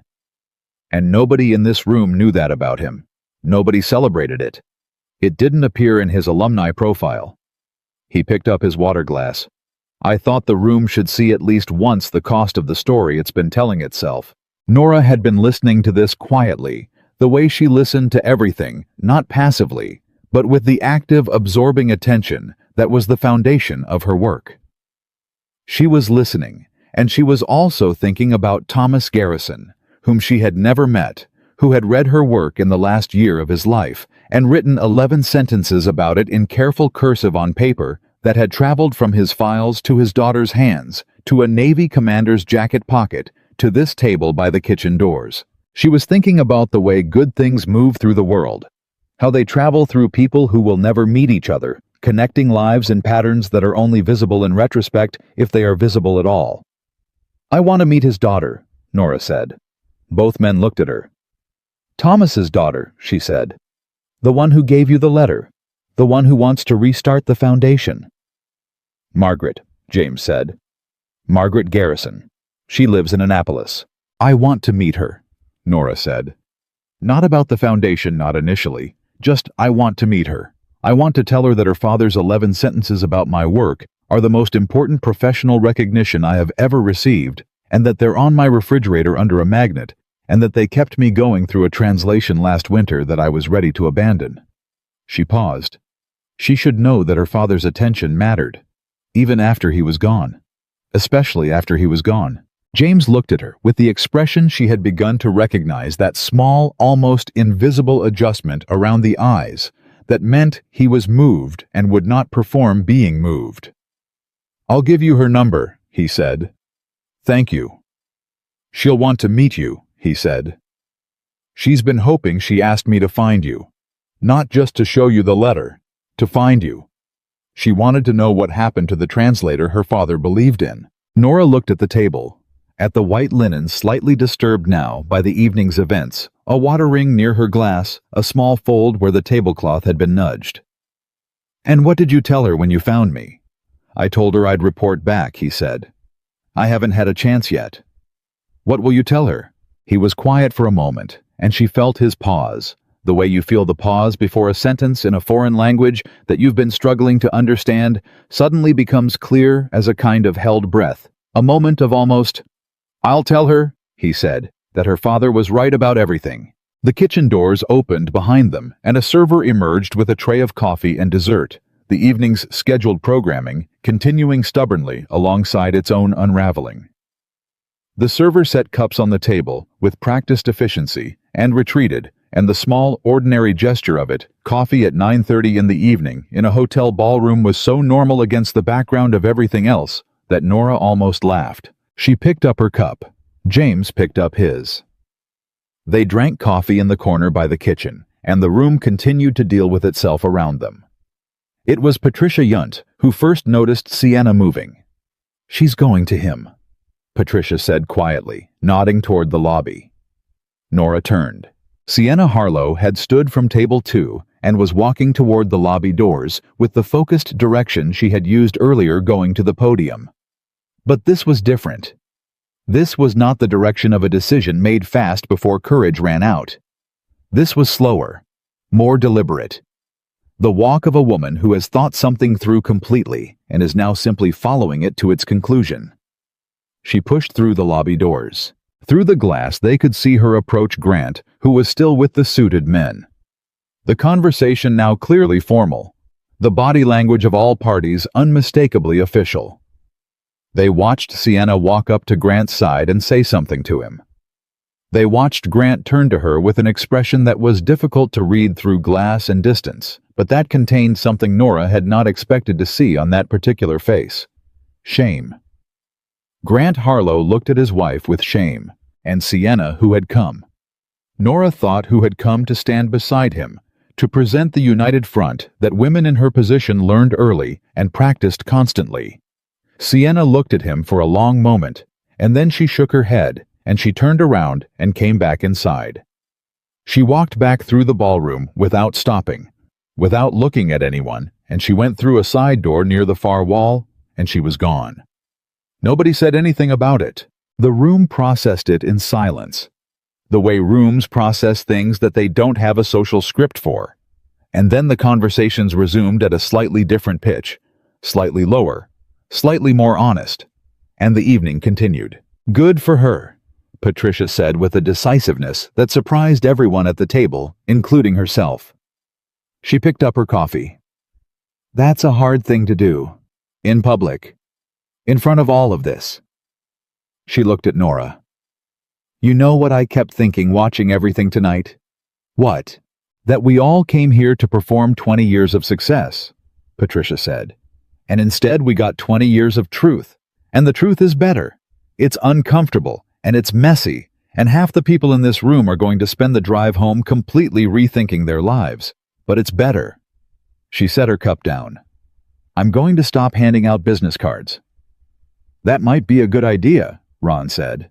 "I hand them out because I'm afraid of not being taken seriously," Patricia said with the bluntness of someone who has just decided that tonight is the night for bluntness.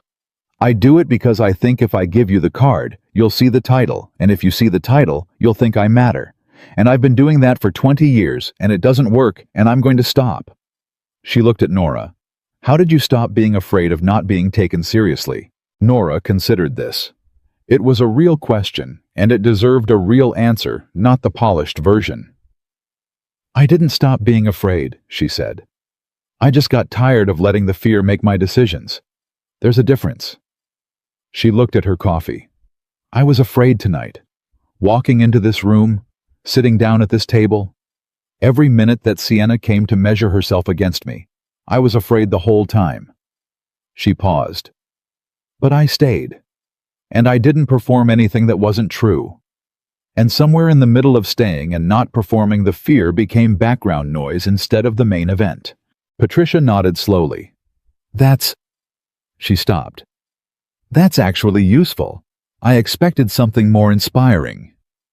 "Fear doesn't get inspiring," Nora said. "It just gets manageable. That's enough." "That's enough," Patricia agreed.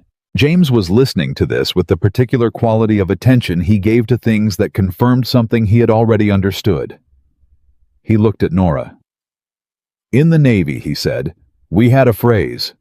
We said brave is not no fear. Brave is deciding the mission is more important than the fear." He paused.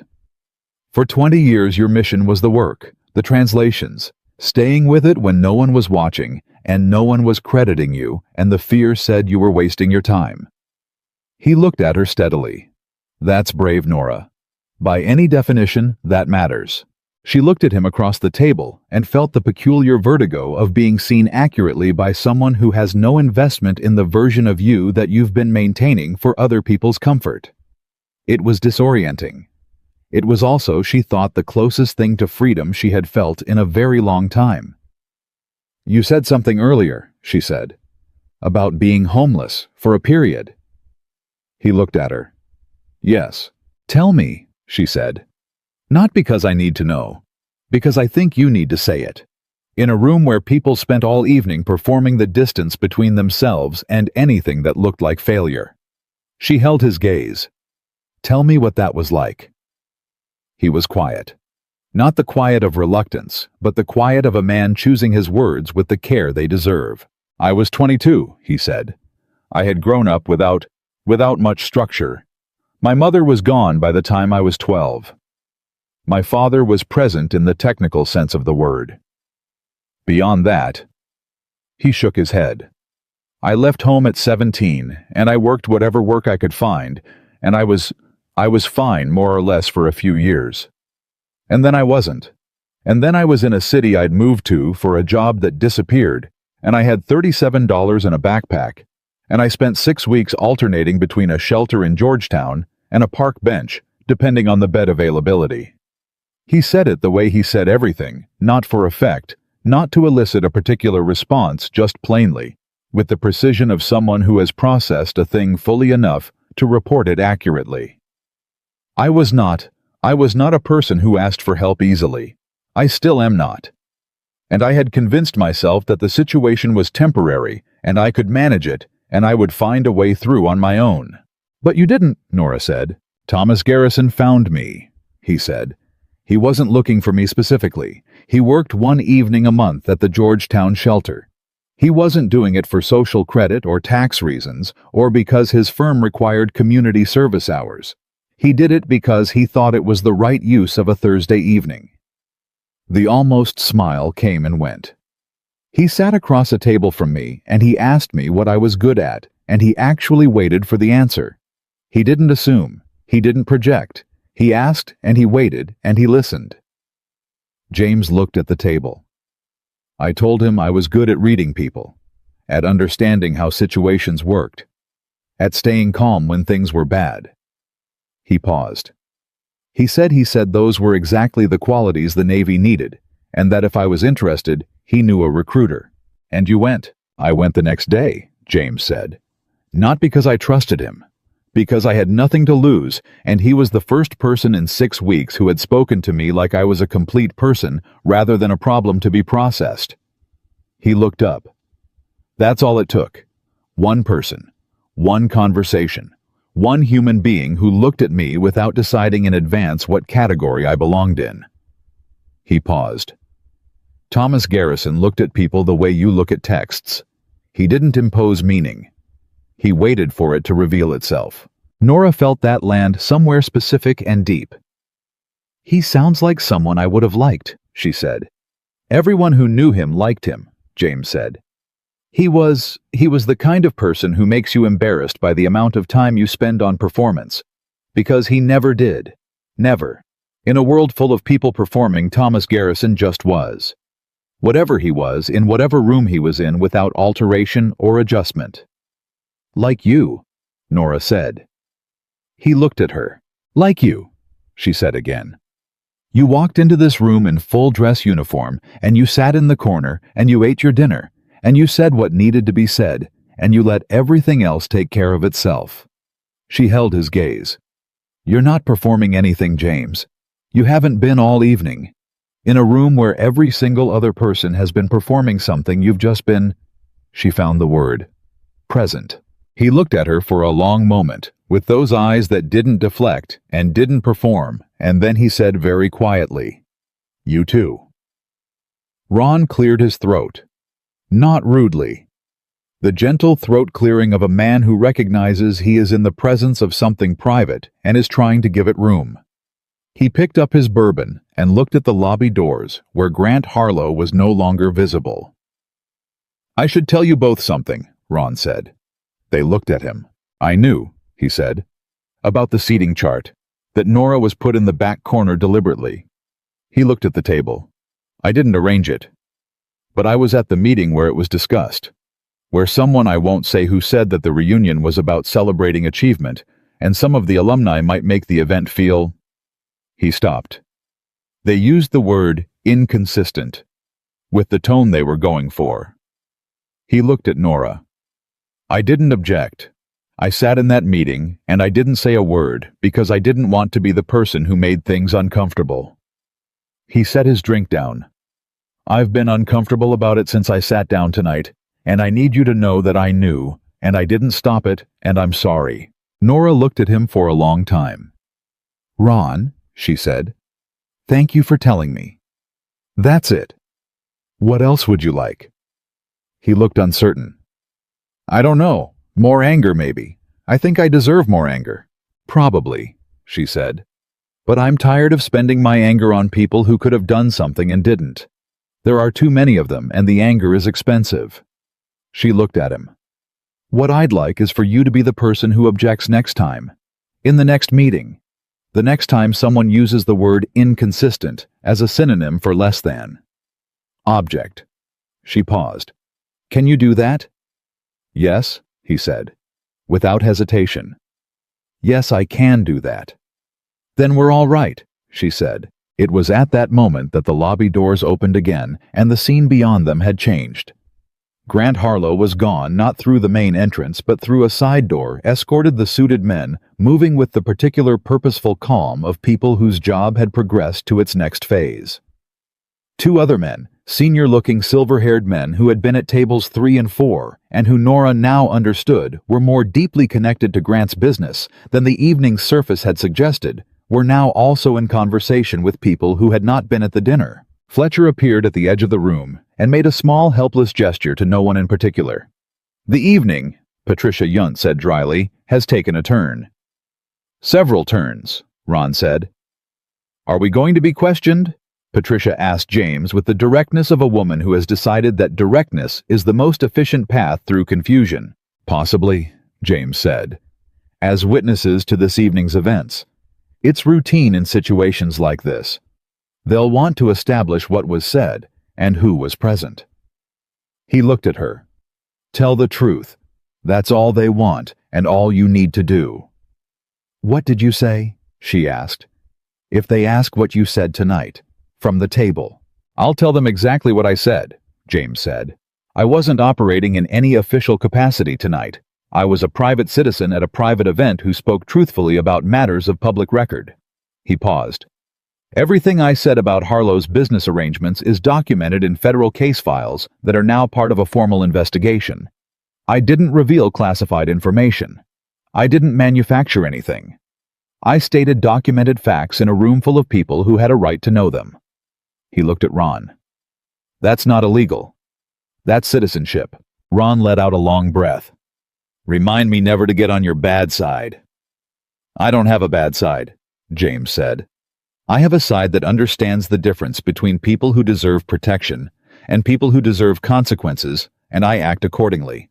The room around them had thinned. People were leaving, some with the purposeful exit of people who have decided they don't want to be present for whatever comes next. Others with the reluctant departure of people who want to stay, but can't think of a reason that wouldn't look ghoulish. Fletcher was at the door shaking hands with departing guests, with the mechanical persistence of a man performing his function because his function is all that remains. Table 14 had become, Nora realized, the most occupied it had been all evening. Ron was there. Patricia was there. Two of the younger couples had drifted back from their earlier retreat and were now sitting with the quality of people who have decided that Table 14 is unexpectedly where they want to be for the remainder of the evening. She thought about that, about corners, about the geography of rooms again, about how the table in the back by the kitchen door had over the course of this evening become the center of what was real. James, she said. Yes. The letter. Can I keep it? He looked at her. It was always yours, he said. Thomas wrote it about you. I was just the courier. She folded it carefully and put it in her small clutch bag next to her keys and her phone and a tube of lip balm and the other ordinary objects of an ordinary life. She put it there carefully, the way you place something where you will be able to find it again, where you will know exactly where it is when you need it. Then she looked up and found James watching her with an expression she recognized this time without having to search for words. It was the expression of a man who has been carrying something for a long time and has just successfully delivered it to the place it was always meant to go. Not relief exactly. Something quieter than relief and more permanent.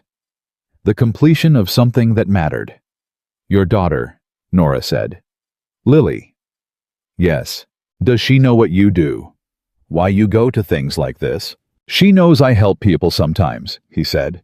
She knows that sometimes helping people means doing things that are hard or uncomfortable or that take you away from home on a Thursday evening. He paused. She asked me last week what I was going to this dinner for. I told her I was going to find someone who deserved to be found. He looked at Nora. She said, the full smile came briefly wholly. She said, make sure you actually find them, Daddy. Don't just look. Nora held that. She held it the way she held the best lines she translated, not analyzing them, not working them, just letting them be what they were. A 7-year-old girl's instructions to her father, issued with the absolute confidence of someone who has not yet learned to doubt the possibility of finding what you look for. Make sure you actually find them. Don't just look. She's brilliant, Nora said. She's relentless, James said. I already told you that. Same thing, Nora said. And something in the room shifted again, not dramatically. Not with the seismic force of the earlier shifts, but quietly and permanently, the way the last piece of a translation falls into place. Not with fanfare. With the simple, clean recognition of a thing becoming what it was always meant to be. Outside the lobby windows, the city continued. Traffic moved. Lights changed. The Grand Meridian Hotel stood at the edge of downtown the way it always had, indifferent to the small revolutions that occurred inside it, the private collapses and recoveries of ordinary people in extraordinary moments. The letters carried in jacket pockets across years, the words finally said out loud that had been waiting for 20 years to be spoken. And at table 14 in the corner of the room where the honest people had ended up, 2 people who had spent their lives doing invisible work sat with their coffee going cold and said nothing for a while, because sometimes the most important things don't need to be translated at all. They just need to be witnessed. Part 5. Fan kết thúc. Lưu ý viết 4.200 đến 4.500 từ liên kết liền mạch với các phần trước trong câu chuyện pha hội thoại tạo thành một câu chuyện liền mạch khi ghép lại. Mỗi phần liền mạch với phần trước không giới thiệu lại câu chuyện ở đầu phần mới. Liên kết các phần của câu chuyện một cách liền mạch. Sử dụng câu chuyện tiếp giữa các phần. Duy trì chủ đề, tránh ngắt quãng đột ngột, không sử dụng gạch đầu dòng hoặc tiêu đề phụ phong cách kể chuyện Mỹ Hoa Kỳ, giống văn giàu cảm xúc chân thực và gần gũi. Kẻ theo ngôi thứ 3 giữ độ kịch tính không viết lan man. Kết thúc dùng câu khẳng định mạnh để khép lại câu chuyện rõ ràng, trọn vẹn. Lưu ý trả lời trong mục tin nhắn không nhảy sang mực document. Viết, đúng sổ tự tạo yêu cầu không được ít hơn 4.200 từ. 11-19 part, 5 What remains when the performance ends. The last guests left the Grand Meridian at 11:43. Nora knew the time because she had looked at her phone when Fletcher finally turned off the podium microphone and the ambient music that had been playing underneath the entire evening. That particular brand of tasteful, forgettable hotel jazz that exists to fill silence without drawing attention went quiet. 11:43. She had arrived at 7:14. 4.5 hours. She had lived more in 4.5 hours than she had lived in some entire years. The ballroom was not empty yet. The hotel staff moved through it with the efficient, practiced rhythm of people dismantling an event, clearing glasses and folding napkins, and collapsing the architecture of an evening back into the neutral space that would become something else tomorrow. Fletcher stood near the entrance with his clipboard signing off on something with the concentrated relief of a man whose crisis had passed and who was now dealing only with paperwork, which was a crisis, he understood. Table 14 had held longer than most. Ron Briggs had left at 11:15, shaking James's hand with the particular grip of a man who has revised his opinion of another person substantially upward and wants the handshake to communicate that. He shook Nora's hand too, and then thought better of it and hugged her briefly, which surprised them both. And then he left without looking back, the way people leave, when they're afraid that looking back will undo something they need to hold on to. Patricia Yunt had gone a few minutes later, having given Nora her business card. The last one, she said, the very last one, and then she was going to have new ones printed without the title and only her name and her direct line, because she was done letting a job title speak for her before she got the chance to speak for herself. She had hugged James too, which had clearly surprised him more than it surprised anyone else, and she had said with the directness she had been practicing all evening, "You're a good man, Commander. Your daughter is lucky." And then she was gone. The younger couples had drifted out in pairs quieter than they had arrived, with the particular quality of people who have witnessed something they will be processing for weeks. Now it was only Nora and James at table 14 and a hotel staff member named Marco. His name tag said Marco, and he moved through the room with the cheerful competence of someone who had seen stranger evenings than this one, and expected to see stranger ones still, who was collecting centerpieces from the empty tables and stacking them on a cart. "We should go," Nora said. "Yes," James said. Neither of them moved. She looked at the room. At what remained of it, the white linens going soft at the edges, the half-empty glasses, the centerpieces that Marco had not yet reached. The podium where Grant Harlow had stood and told a joke and started a chain of events that would occupy federal attorneys and financial journalists and former business associates for the better part of the next 2 years. The platform where Sienna had stood afterward with the microphone and done the harder, braver, less calculating thing. "What happens to Sienna?" Nora said. Not to James specifically, more to the room, to the question itself. James considered it seriously, the way he considered everything. "She has resources of her own," he said. "Family money independent of Grant's firm. She's educated and she's socially connected, and she's tougher than she's allowed herself to be for a very long time." He paused. "What happens to her is mostly up to her. The question is whether tonight was enough to make her choose differently." She turned away from him, Nora said. "At the lobby. She walked away." "That's a start," he said. "It's a significant start. But walking away in a hotel lobby in front of witnesses is one thing. What she does Monday morning, and the Monday after that, and the Monday after that." He shook his head. "That's where character actually lives, in the Mondays." Nora thought about her own Mondays. 20 years of them. The small apartment above the dry cleaners, the morning coffee. The open document, the foreign text waiting to be unlocked. The Mondays when the work was going well, and the language was cooperating, and the meaning was flowing cleanly from one form to another. The Mondays when it wasn't, and she sat for 3 hours and produced 4 sentences and deleted 2 of them. The Mondays after a rejection or a contract that didn't materialize, or a review that praised the author and forgot to mention the translator entirely. She had shown up for all of them. "In the Mondays," she said. "Yes, that's right." James reached into his jacket pocket and produced a small card. Not a business card, a plain white index card with a phone number written on it in the same careful, deliberate handwriting she had seen on Thomas Garrison's letter. He set it on the table in front of her. "Margaret Garrison," he said. "Her number. She lives in Annapolis. She's expecting you might call." Nora picked up the card. "You already told her." "I sent her a message during the intermission," he said. "I told her I had found the person Thomas wrote about. I told her she should expect a call. You were confident I'd want to call." "I was hopeful," he said. And then with the ghost of the full smile, "I was also fairly confident." She looked at the card. At the number. At Margaret Garrison's name written in James Whitfield's handwriting, which was its own kind of translation, one person's careful attention carrying another person's name through time to someone who needed to receive it. "James," she said. "Yes. The other night on the train from Baltimore. The 2 translations you read." "Yes." "Which ones?" "The Kowalski novel," he said. "The one about the beekeeper, and the Moldovan collection, the short stories." She looked at him. "Those are my 2 hardest," she said. "The Kowalski was 3 years of work. The Moldovan collection I almost quit halfway through. The dialect was, there's a regional dialect in the northern part of Moldova that has no established translation conventions. I had to invent conventions, and then be consistent with them across 22 stories, without the reader ever knowing there were no rules before I made them. I didn't know that, he said, reading it. That's the point, she said.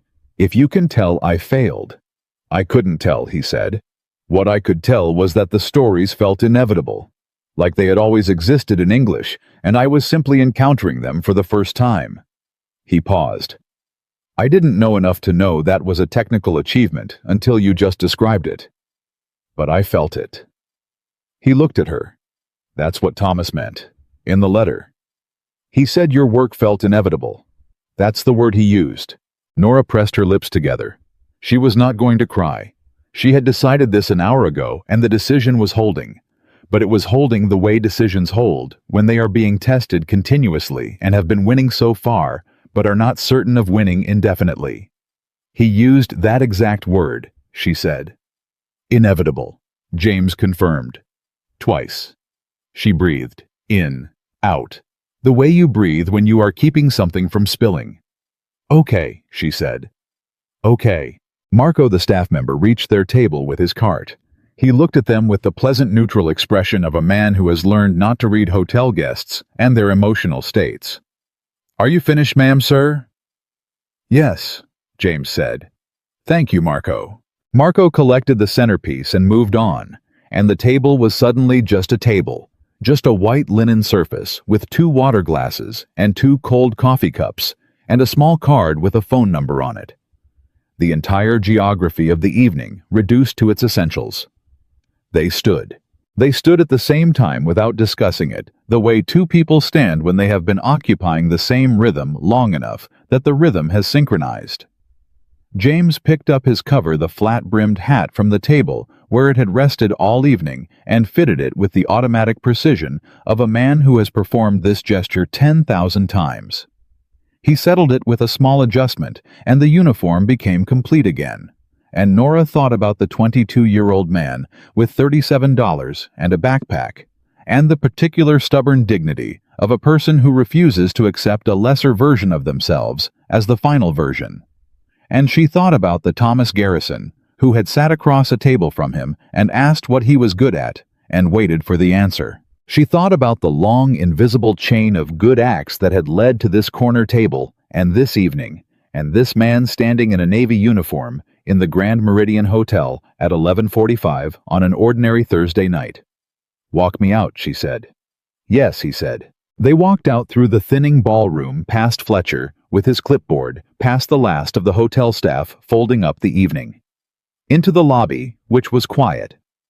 Now, the daytime business of the hotel reasserting itself over the evening's event. A couple checking in at the front desk. A solitary guest waiting for the elevator with a rolling suitcase, a bellhop passing through with the composed invisibility of someone who is paid to be background. The lobby doors opened, and they stepped outside, and the city received them. It was a clear night, the kind that arrives in Washington after a day of suppressed humidity, when the air finally releases what it's been holding, and becomes for a few hours simply cool and clean and possible. The street was quieter than it had been when Nora arrived. The dinner crowd thinned, the evening traffic reduced to the particular steady stream of people who had places to be at midnight. Taxis. A couple walking a dog. The orange glow of a food truck 2 blocks down doing the last business of the evening. They stood on the steps of the Grand Meridian, and neither of them moved toward the street. My car is in the garage on 17th, Nora said. I'm taking the metro to Union Station, he said. Train back to Baltimore at 12:40. You're going back tonight. Lily has school tomorrow, he said. Mrs. Pacheco will stay until I'm home, but I don't like to leave it past midnight. She looked at him, at the uniform and the cover and the 3 gold stripes and the face of a man who had built himself from almost nothing into something real and permanent and good, and who was going home tonight on the 12:40 train because his 7-year-old daughter had school in the morning, and he did not like to keep Mrs. Pacheco past midnight. She's lucky, Nora said. Your daughter, to have you. She'd tell you the luck runs the other way, he said. She tells me that regularly, with full confidence. The full smile brief and real. She's 7. She still believes everything is possible, and everyone she loves is exactly who they should be. I try to be the person she thinks I am." He paused. "It's useful, having someone who believes in the version of you that you're still working toward." Nora thought about that. About the versions of herself she had been working toward over 20 years quietly, without an audience, in the small apartment above the dry cleaners with the foreign texts and the Warsaw tram magnet and the single handwritten card from a Polish poet. The version who showed up for the Mondays. The version who did the work without the credit. The version who carried it all without being credited, without being seen, without being given a table anywhere near the front of the room. The version who had sat at table 14 tonight and held Sienna Harlow's gaze until Sienna looked away. "I've been working toward a version of myself for 20 years, she said. "I think I met her tonight." James looked at her. "How does she seem?" "Tired," Nora said. "But good." She paused. "Better than I expected." "Good is enough," he said. "Tired is honest." A taxi passed on the street below them, its light on available. Neither of them moved to flag it. "The foundation," she said. "If Margaret and I talk, if we decide to try to restart it, it's a real thing you think could work." "Thomas built it from nothing with a small bequest and 3 years of his own time," James said. "He had 12 grantees in the first 2 years, all overlooked practitioners in literary fields with no other institutional support. 3 of them have gone on to significant national recognition." He paused. "The infrastructure still exists legally. The board was dissolved, but the entity wasn't. It would need a chair who understood the field and had the credibility to evaluate applications and attract donations. It would need someone who knew what it meant to do invisible work and could recognize it in others." He held her gaze.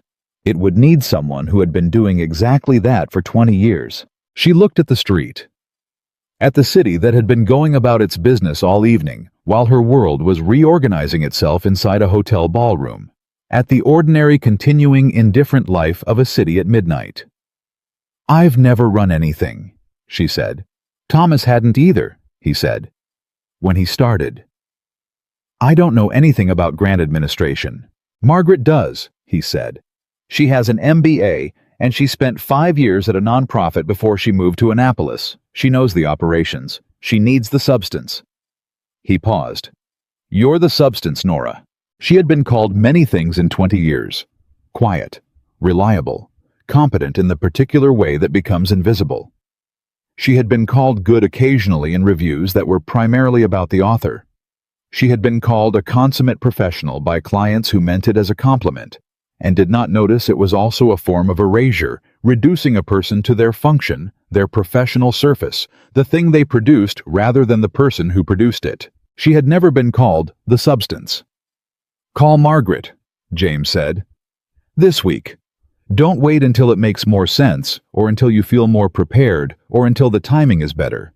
Call her this week." "Is that an order, Commander?" "It's a recommendation," he said. "From someone who waited 3 years longer than he should have to do something he knew was right, and learned that waiting doesn't improve the situation. It just extends it." "What did you wait 3 years to do?" He looked at the street, at the quiet midnight city. "To tell my daughter the truth about her mother," he said. "About who she was. Not the protected version, not the age-appropriate version, but the real version. A woman who was complicated and brilliant and deeply kind, and who left too early, and who would have been exactly the mother Lily deserved." He paused. "Lily asked me direct questions. She always asks direct questions, and I kept giving her the careful version because I thought I was protecting her." He stopped. "When I finally told her the truth, she looked at me for a long time, and then she said, 'I already knew most of that, Daddy. I was waiting for you to know I could handle it.'" Nora was very still. 7 years old, she said. 7 years old, he confirmed. She was 6 when she said it. The almost smile with more behind it than usual. "Relentless." "Relentless," Nora agreed. She looked at him in the clear night air on the steps of the Grand Meridian Hotel in his navy dress blues, with his cover on, and his 3 gold stripes catching the light from the lobby doors. and she thought about all the things she had translated over 20 years. All the rooms she had unlocked without entering. All the meanings she had carried from one language to another without anyone watching, without anyone crediting the weight of what was being carried. She thought about a 7-year-old girl telling her father, "I was waiting for you to know I could handle it." She thought about Thomas Garrison writing 11 sentences in careful cursive about a translator whose name was buried in small print on a copyright page. She thought about the way good things travel through the world invisibly through people who will never meet, connecting in patterns that only become visible when one of the threads pulls taut. "James," she said. "Yes, I want to meet Lily." He looked at her, the full attention, the eyes that didn't deflect. "She'd like you," he said. "She'd ask you approximately 40 questions about translation in the first 10 minutes, and then she'd ask if you wanted to see her drawings, and then she'd tell you that her father talks in his sleep sometimes, which is both true and something I wish she wouldn't tell people." Nora laughed, a full one, real and unguarded, the kind she hadn't produced all evening. It surprised her, the way the real laughs always do, arriving before you've decided to let them, bypassing the filter entirely. "I want to meet her anyway," she said. "Then you will," he said. Simply, as though it were already decided. As though the decision had been made somewhere earlier in the evening and was only now being stated aloud. She nodded. A silence fell between them that was not uncomfortable. The particular silence of two people who have said the necessary things, and are now simply being present together at the end of a long evening on the steps of a hotel in a clear night, in a city that has been going on without them, and will continue to go on without them, and has no idea what occurred inside the building behind them. "Thank you," she said, "for sitting down at table 14. "It was the right table," he said. "Everyone else thought it was the wrong one." "Everyone else was wrong," he said. "Table 14 was where the honest people were, the corner by the kitchen. In my experience, that's always where the honest people end up, because the honest people don't fight for the front tables. They sit where they're placed, and they do the work, and they wait." He paused. "The problem is the waiting." "What's the solution?" "Stop waiting," he said. "That's it. That's the whole solution. Stop waiting for the room to notice you, and start deciding that your work is worth doing, whether the room notices or not. And then one day," he looked at her steadily, "one day the room runs out of other options, and it turns around, and there you are. And everything you built in the invisible years is still standing, because it was built for real, not for the room." She looked at him for a long moment. At the man who had been homeless and become a commander, who had raised a daughter alone after devastating loss, who had carried a dead man's letter in his jacket pocket for 8 months because the debt of a good act is never fully discharged, who had sat in the corner of a ballroom by the kitchen doors and changed the entire evening without raising his voice above the level of ordinary conversation. "I built it for real," she said. 20 years of it." "I know," he said. "I read it on the train." She reached into her clutch bag, and her hand found the folded letter before it found anything else. "The way your hand finds the thing you need when you know exactly where you put it." "Go catch your train," she said. "Don't keep Mrs. Pacheco past midnight." "Call Margaret Garrison this week," he said. "Don't wait until it makes more sense." "It'll never make more sense," she said. "No," he said. "It won't." He came down 2 steps, and he stopped, and he looked at her, and she looked at him. And what passed between them in that look was not something that needed translation, because it was already in the only language that was never locked. The language that requires no conventions, and no invented rules, and no careful reader to carry it from one form to another. It was simply there, simply true. The way the most important things are, when you finally stop performing around them. He touched the brim of his cover, a small, precise gesture, formal and genuine at the same time. And he turned and walked toward the metro, the navy uniform moving through the midnight city with its particular quality of quiet authority. And she watched him go until the crowd absorbed him, and he was part of the city, part of the ordinary continuing life of a Thursday night in Washington. She stood on the steps alone, the cool air, the street below, the letter in her hand. She looked at the city, and she felt for the first time in 20 years that she was fully occupying the space she stood in. Not apologizing for it, not performing something other than what she was, not waiting to be noticed or credited or placed at a better table. Just standing on the steps of the Grand Meridian Hotel at 11:51 on a Thursday night in a simple white silk dress with a letter in her hand that a stranger had written about her work, thinking about a 7-year-old girl who asked 40 questions at a time and told her father the truth about what she already knew. She walked down the steps. She walked in the direction of the parking garage on 17th Street, through the clear night past the food truck and the dog walker and the taxi, and all the ordinary life of a city that had not paused for any of it. She walked with her shoulders straight and her head up, and the letter pressed between her palm and the clutch bag, and she thought about Monday, about her desk and her open document and the new translation she had accepted 2 weeks ago. A young Hungarian novelist, a debut work, a locked room with no windows, and a door that opened inward. She thought about sitting down at her desk on Monday and opening the file and beginning. She thought about calling Margaret Garrison before the week was out. She thought about a reunion invitation that had arrived in a plain white envelope with gold lettering that she had held for a long time before opening, that she had almost thrown away, that she had instead tucked into her bag and carried to an event she had dreaded and stayed at until nearly midnight. She thought about what it means to stay, to show up, to take the table you're given and do the work that no one sees and trust not blindly, not naively, but with the earned confidence of someone who has survived the years when trust was hard, trust that the work is real even when the room doesn't see it. Because the room always runs out of other options eventually. And when it turns around, you are there, still standing. Everything you built in the invisible years still intact, still honest, still true. That is not a small thing. That is everything. Nora Calloway walked into the Washington night, and she did not look back at the hotel, and she was not the same person who had walked into it 4.5 hours earlier. And she knew it, and she carried it forward, and that act of carrying what you have finally claimed, of refusing to set it back down, of walking into the rest of your life with both hands full of what was always yours. That is how invisible people finally become permanent, not with a single dramatic moment, not with the applause of a room finally paying attention, but with one step and then another, and then the decision made quietly, made alone, made for real, to never be invisible again.